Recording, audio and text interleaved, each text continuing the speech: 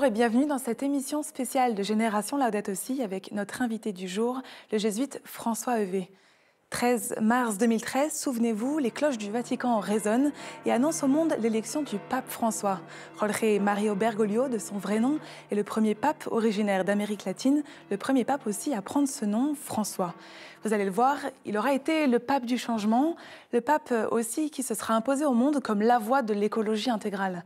Mais alors finalement, pourquoi le pape François s'est-il intéressé à l'écologie? Quels penseurs ont inspiré son pontificat? Quelles auront été ses intuitions et ses colères face à l'inaction climatique? Eh bien, dans cet épisode inédit, je vous propose qu'on reparte sur les traces du pape François et qu'on essaie de comprendre comment cet homme s'est questionné avec courage et audace face aux grands défis de notre époque. Bonjour François Heuvet. Bonjour Claire. Merci beaucoup d'être avec nous. Vous êtes théologien, vous êtes rédacteur en chef de la revue Études. Alors on va tout de suite plonger dans le vif du sujet avec vous. Pour débuter, dites-nous, qui est le pape François? D'où vient Jorge Mario Bergoglio? Eh bien, il vient d'une famille d'immigrants italiens. Donc il est né en Argentine, à Buenos Aires, le 17 décembre 1936. Ses grands-parents sont venus d'Italie, même du Piémont pour être précis, donc une origine immigrée. Il a une formation en chimie, il a exercé comme technicien de laboratoire, donc il a travaillé. Ensuite, il est entré brièvement au séminaire diocésain, puis très vite au noviciat des Jésuites en 1958. Il a eu une formation assez classique dans la compagnie, ordonné prêtre en 69, et puis il a terminé sa formation, donc c'est ce qu'on appelle les derniers vœux, en 1973, et très vite, il a été nommé provincial des Jésuites d'Argentine dans un contexte un peu difficile. Et ça a été une période difficile pour lui et pour les Jésuites d'Argentine. Pendant ces 6 ans de provincialat, il est parti ensuite dans une thèse, enfin un début de thèse en Allemagne, il est parti ensuite dans une paroisse en nord du pays. Oui. Et ce qu'il a rattrapé en quelque sorte, ça a été en 92 d'être nommé évêque auxiliaire de Buenos Aires. Quelques années après, il est devenu archevêque de Buenos Aires et puis créé cardinal par Jean-Paul II. En 2002, je crois bien, et puis ensuite commencé en 2013, élu pape. Voilà rapidement son itinéraire. On comprend son parcours. Alors François Heuvet, dans quelle mesure est-ce que les origines plutôt modestes du pape François et son appartenance au mouvement péroniste ont pu influencer sa pensée? Alors effectivement, il a assez tôt un engagement politique dans pour revenir sur ce péronisme, qui n'est pas un parti proprement dit, qui est un mouvement assez large, mais avec une sensibilité sociale très, très forte. Et on comprend que son origine modeste et sa situation de descendant d'immigrés l'est rendu très sensible à cette dimension sociale, et donc est conduit à cet engagement politique. Il a continué, même en tant que jésuite, d'engagement plus léger, mais enfin quand même, il est très marqué. Son itinéraire est très marqué par ce courant péroniste, que l'on pourra peut-être revenir. Oui, vous nous l'avez dit, le pape François a été ensuite archevêque à Buenos Aires. Quels étaient alors à ce moment-là ses sujets de prédilection? À quoi il était sensible? Il a toujours été sensible aux plus pauvres de la société. Et quand il était provincial, quand il est à différentes étapes de son parcours de jésuite, il a toujours été très, très sensible à l'accueil des plus pauvres, à la présence auprès des plus pauvres. On sait bien qu'en Amérique latine, il y a des grands écarts dans la population entre les riches et les pauvres. Oui. Donc, quand il était archevêque, il a souvent été visité les bidonvilles, ce qu'on appelle les villas miserias de Buenos Aires, pour vraiment être au plus proche des personnes. Voilà. Pas simplement aider de loin les pauvres, mais de partager en quelque sorte partager leur vie, enfin, dans la mesure où il le peut, quoi, mais toujours refuser d'être, même dans sa vie d'archevêque, de vivre à l'écart dans le palais épiscopal, en fait. Toujours voulu une vie simple, se déplaçant dans les transports en commun. Enfin, voilà. Cette volonté de proximité avec la population, et en particulier les plus pauvres, les plus délaissés de la société. De notre société. Alors, 13 mars 2013, eh bien, le pape François est élu au conclave à Rome devant 200 000 fidèles réunis place Saint-Pierre. Il surprend le monde entier en annonçant son nom, François. Il s'inscrit ainsi dans la postérité de Saint François d'Assise. Il montre aussi sa proximité avec les plus pauvres, les plus défavorisés. Regardez cet extrait du film La Lettre, dans lequel le souverain pontife explique pourquoi il a choisi ce nom.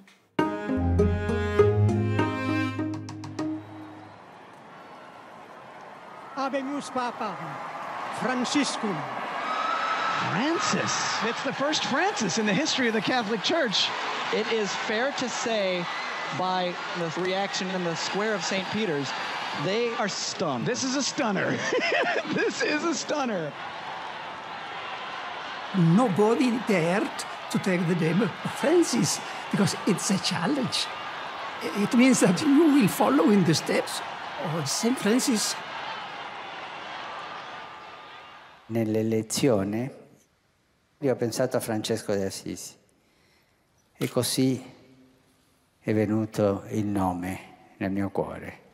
Francesco di Assisi, l'uomo della povertà, l'uomo della pace, l'uomo che ama e custodisce il creato.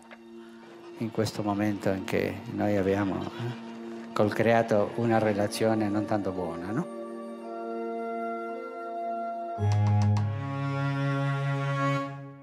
François Heuvet, le pape François s'inscrit donc dans la lignée du Poverello d'Assise. C'est un symbole très fort quand on sait que François d'Assise avait pour rôle de rebâtir l'Église, d'œuvrer pour la paix aussi dans une société qui était en conflit, divisée. Est-ce qu'on peut établir un parallèle entre les deux ?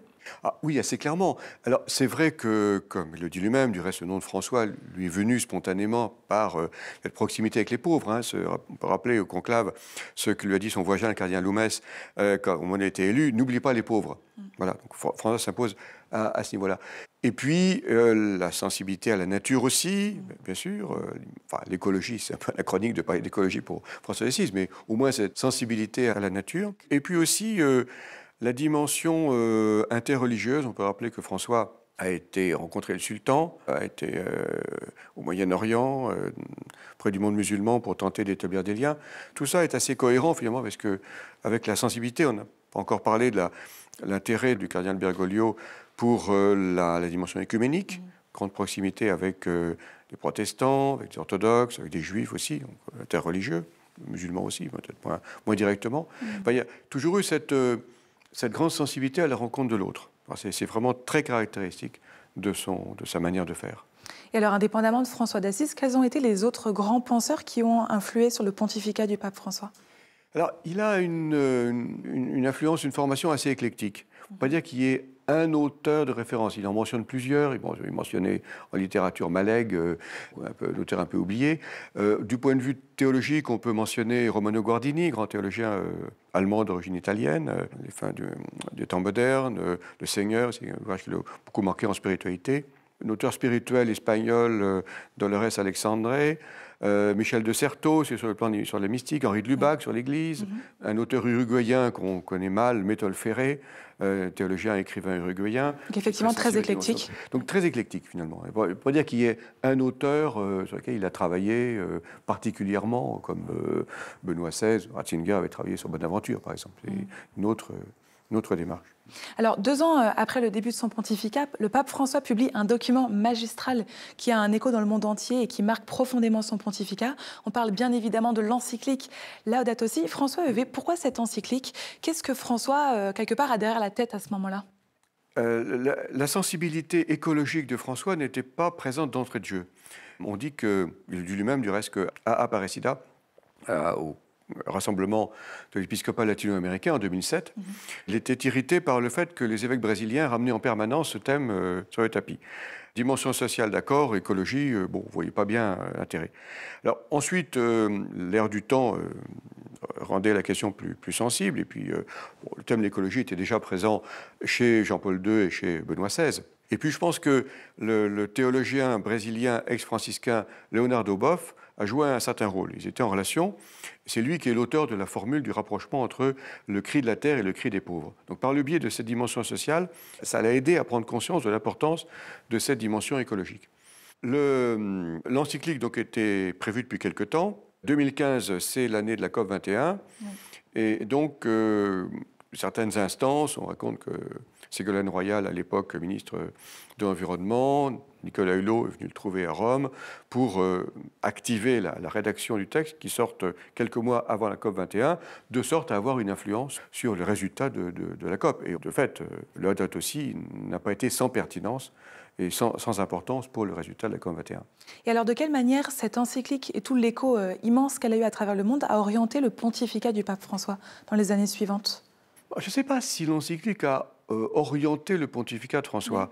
Je dirais que l'orientation, elle est prise assez tôt, finalement, dans la continuité de cette sensibilité sociale. On voit une grande cohérence, finalement, dans son itinéraire, entre la sensibilité sociale qu'il a exprimée à Buenos Aires, enrichie par cette dimension écologique qui s'introduit petit à petit. Finalement, c'est une grande continuité. Laudato Si et Fratelli Tutti sont vraiment les deux pôles, enfin les deux bases de son apport. Je trouve Evangelii Gaudium comme cadre global, Laudato Si sur le versant relation à la nature, Fratelli Tutti relation dans la société. Voilà, avec ça on a l'ensemble. Alors, écoutez la clameur de la terre, écoutez la clameur des pauvres, ce sont les mots du pape François qui est peu à peu vu sur la scène internationale comme le pape du social.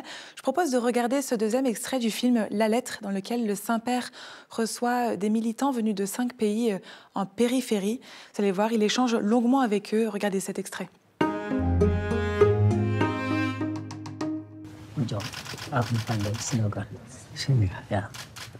Aqui quero lhe entregar esse presente.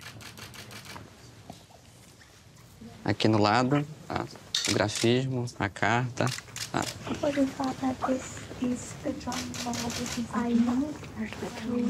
And this is what I imagine. This is our Mother Earth.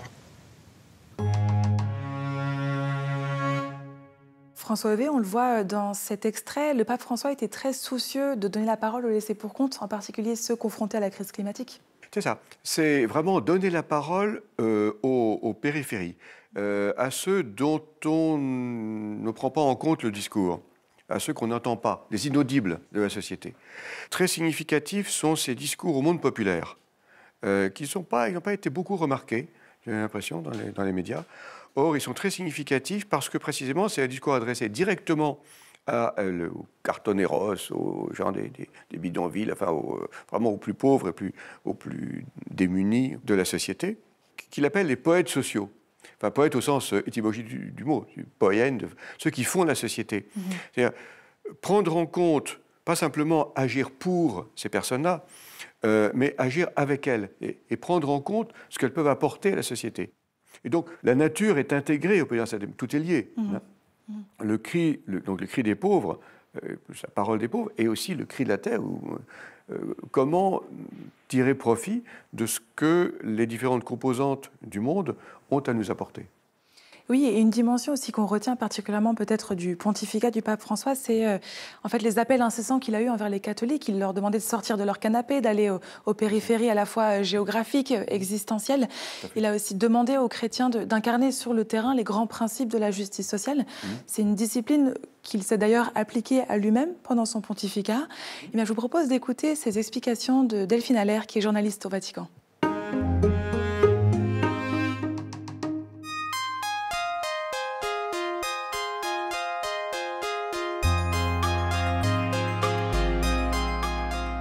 Dès le début du pontificat, c'est très marquant avec cette première visite pastorale aux portes de l'Europe, Lampedusa, et ce message très fort sur l'accueil des migrants et la mondialisation de l'indifférence. Le migrant qui est l'un des visages de ces pauvres dont le pape est très proche.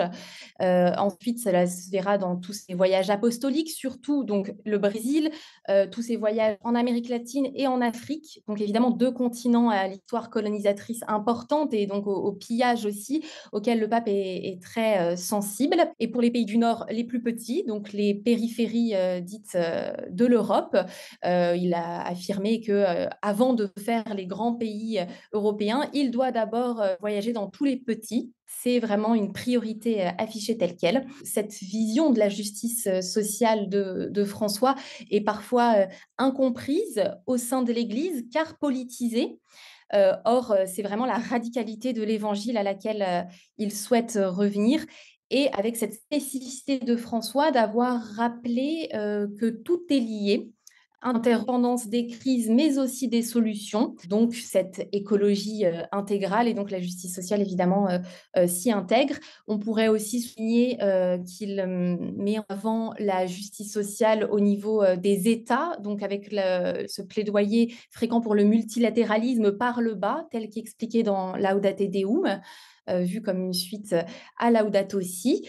concrètement, pourquoi plaide-t-il? Une nouvelle architecture financière, ça, il la plaide dans ses messages annuels à Davos, même au MEDEF français, chaque année dès qu'il en a l'occasion. Cette nouvelle architecture financière inclut la restructuration de la dette des pays pauvres. Laudate Deum insiste bien là-dessus, et également de la dette écologique, dont François parle beaucoup.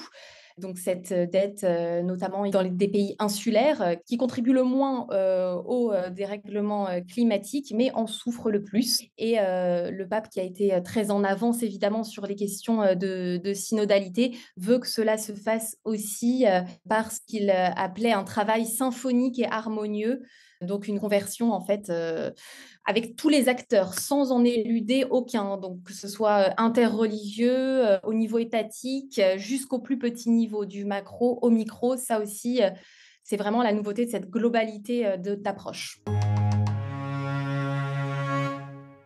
François Hévé, on le voit là avec le pape François, l'enjeu dans l'écologie intégrale, c'est pas de devenir un bon petit écolo, mais c'est de vivre une conversion du cœur, d'avoir un mouvement intérieur.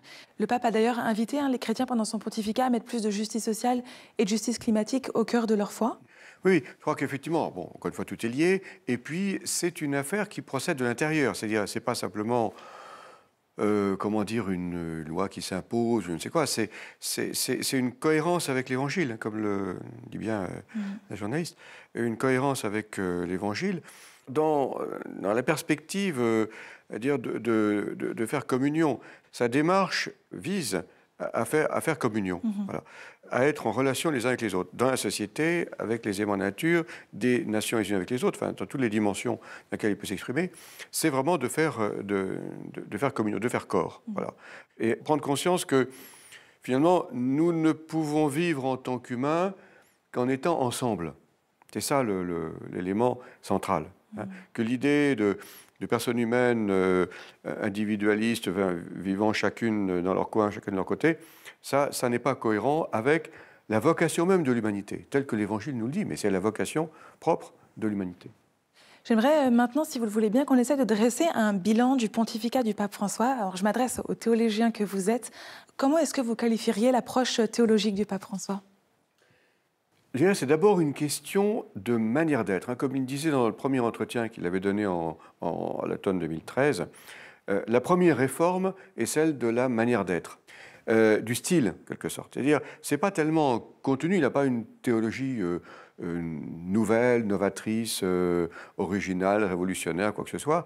Sa nouveauté, c'est sa manière de procéder. C'est une parole très personnelle et un souci pastorale, encore une fois, de donner la parole aux autres. Donc, c'est cette dimension pastorale qui est fondamentale, qu'on voit en Evangelii Gaudium, c'est très, très marqué, que aussi l'insistance sur la miséricorde. L'Église, nous la faisons ensemble.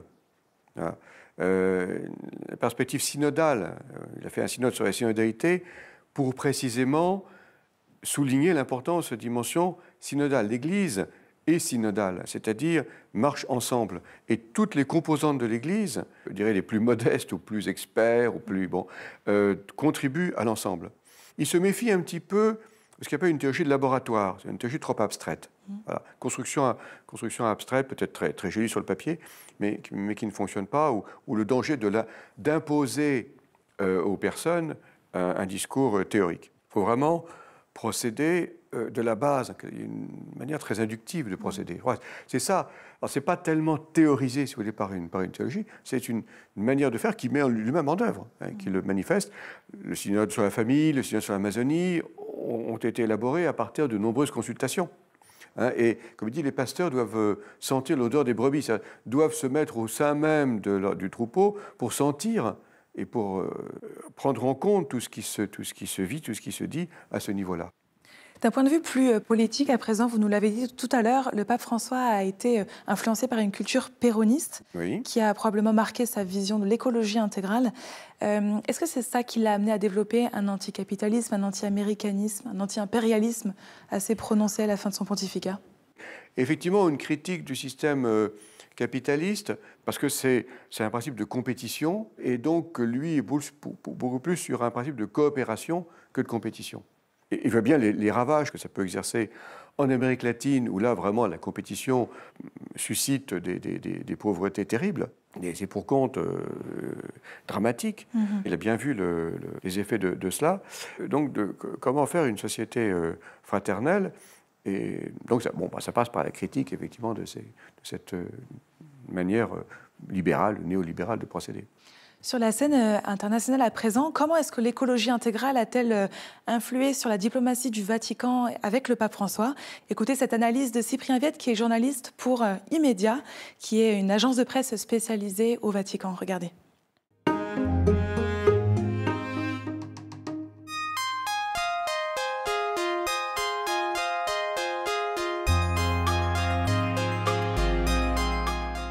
On peut se souvenir notamment du rôle important du Saint-Siège lors de la COP21 à Paris en 2015. Alors, le pape François n'était pas personnellement présent, mais il avait envoyé le cardinal Parolin, son secrétaire d'État, ce qui est évidemment un signe de l'intérêt porté par le Saint-Siège à cette réunion.